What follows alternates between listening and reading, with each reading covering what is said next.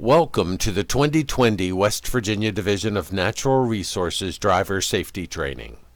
This presentation will cover distracted driving, tailgating, and driving in adverse weather conditions. We will begin with distracted driving. West Virginia is one of the few states that ban the use of handheld cell phones for all drivers.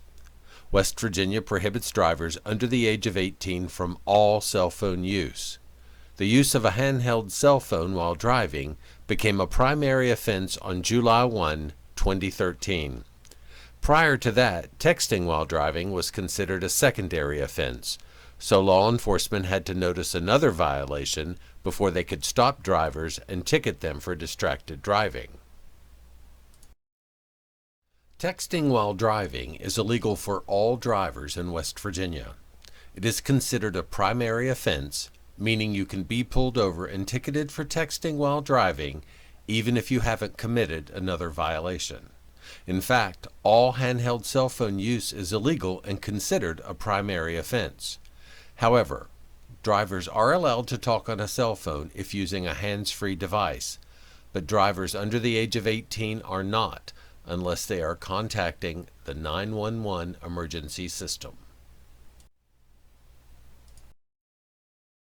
The penalty for distracted driving in West Virginia include a $100 fine for first-time offenders.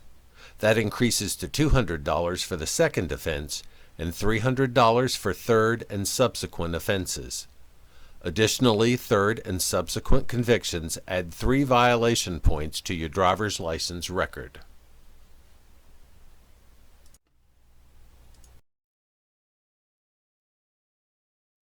The West Virginia State Legislative Rule regarding the use of wireless electronic communication devices states, "The use of a wireless electronic communication device by the operator of a moving vehicle on a public road or highway is prohibited except when the wireless communication device is a hands-free wireless communication device being used hands-free."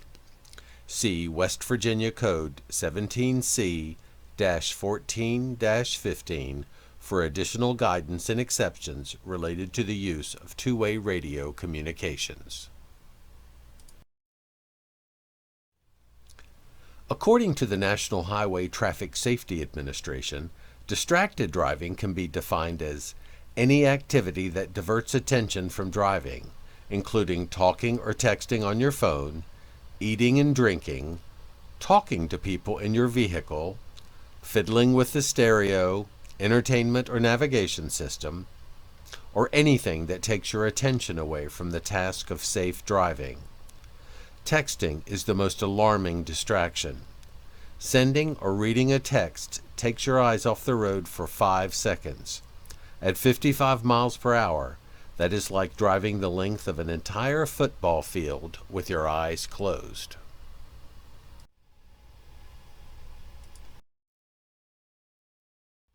You cannot drive safely unless the task of driving has your full attention. Any non-driving activity you engage in is a potential distraction and increases your risk of causing an accident. In 2017, there were 2,935 distraction-affected fatal accidents in the United States, resulting in 3,166 deaths, 9% less than those reported in 2015. 14% of those accidents were caused by cell phone use. During daylight hours, approximately 660,000 drivers are using cell phones while driving. That creates enormous potential for deaths and injuries on U.S. roads. Teens were the largest age group reported as distracted at the time of fatal crashes. 1 out of 4 car accidents in the U.S. is caused by texting while driving. Texting while driving is 6 times more likely to cause an accident than driving while intoxicated.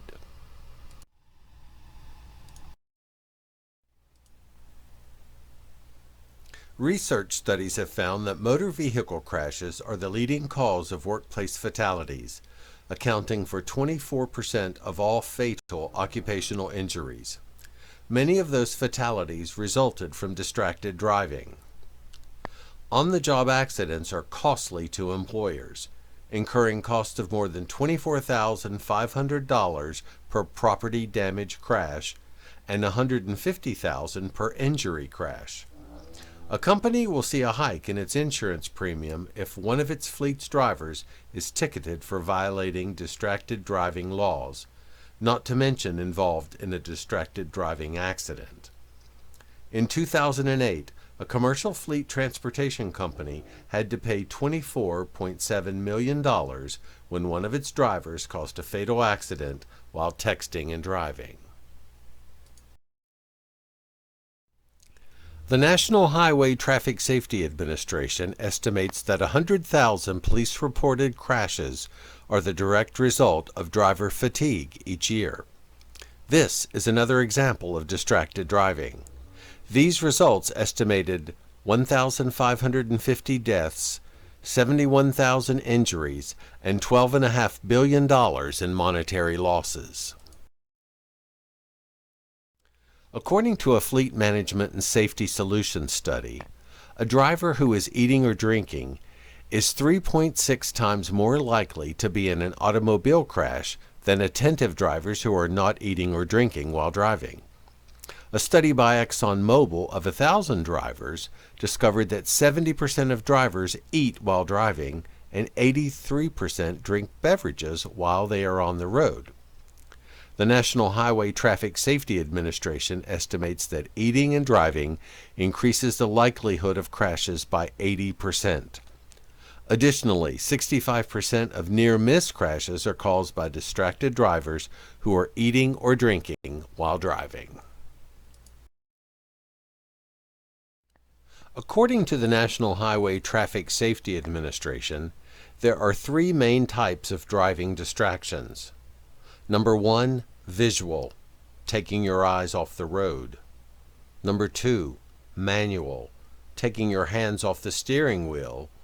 And number 3, cognitive, taking your mind off the task of driving. Here are some tips to help avoid distracted driving. Turn off your phone when you get into a vehicle if you are the driver. If you must leave your cell phone on, use it only for emergency situations. Even then, it is best to pull the vehicle over. Stop at a safe location to answer incoming calls and text messages. Familiarize yourself with the equipment and features of the vehicle. You should be able to turn on your wipers, heater, air conditioning, lights, and etc. without taking your eyes off the road. If possible, limit the number of passengers as well as the level of activity inside the vehicle. And fully focus on driving. Do not let anything divert your attention. Actively scan the road, use your mirrors, and watch out for pedestrians and cyclists.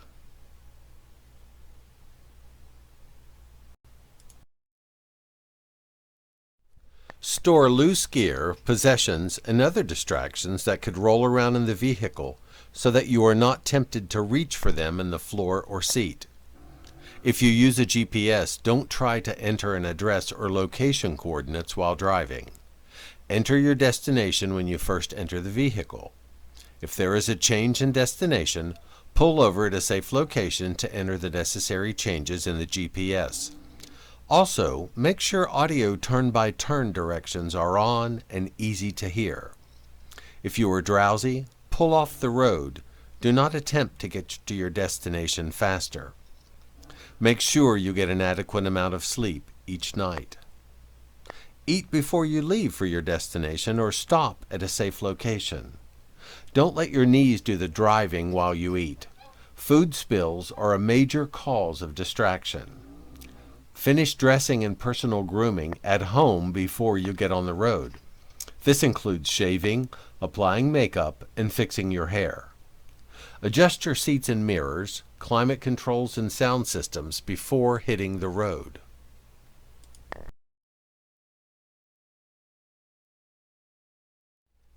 If you have passengers, enlist their help so you can safely focus on driving. Secure children and pets before getting underway. If they need your attention, pull off the road safely to care for them.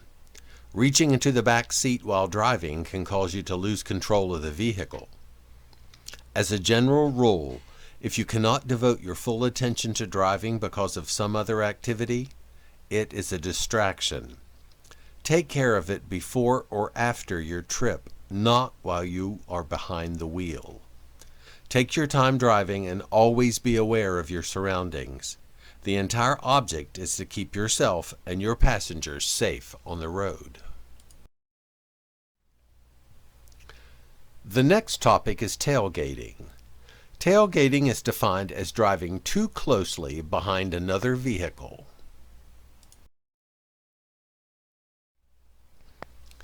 As a fleet driver, chances are that you may be in a hurry. When other drivers on the road are not driving at a speed that you think is fast enough, you may find yourself tempted to tailgate. Yet this is dangerous and can contribute to serious accidents. It takes a vehicle traveling at 60 miles per hour a minimum of 240 feet to safely come to a stop. The first 60 feet is the time that it takes you to realize that you need to stop. It then takes 180 feet for the vehicle to completely stop. Wet roadways can take up to 4 times as long for the vehicle to stop. If you are traveling too closely, you will crash into the vehicle in front of you if it comes to a sudden stop. The National Highway Traffic Safety Administration indicates that 23% of all motor vehicle crashes are rear-end collisions, leading to 2,000 deaths and 950,000 injuries each year. Those numbers could be lower if drivers simply did not follow too closely. If you are looking to keep a safe distance between yourself and other drivers, aim for 10 feet per 10 miles per hour of speed. If you are driving at 45 miles per hour, you would need a distance of 45 feet. Pick a marker on the road and count the time between when the car in front of you passes it and then when you pass. You should have at least 3 seconds of time between when the back of the other vehicle passes the marker and the front of your vehicle reaches it. In wet driving conditions, you will need to add another second or 2 of time. If the vehicle in front of you is driving too slowly, avoid the temptation to tailgate. Instead, find a safe way to pass.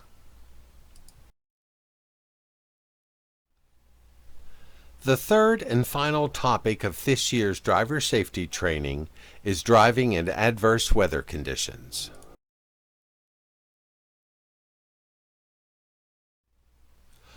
Adverse weather conditions include rain, snow, ice, and fog.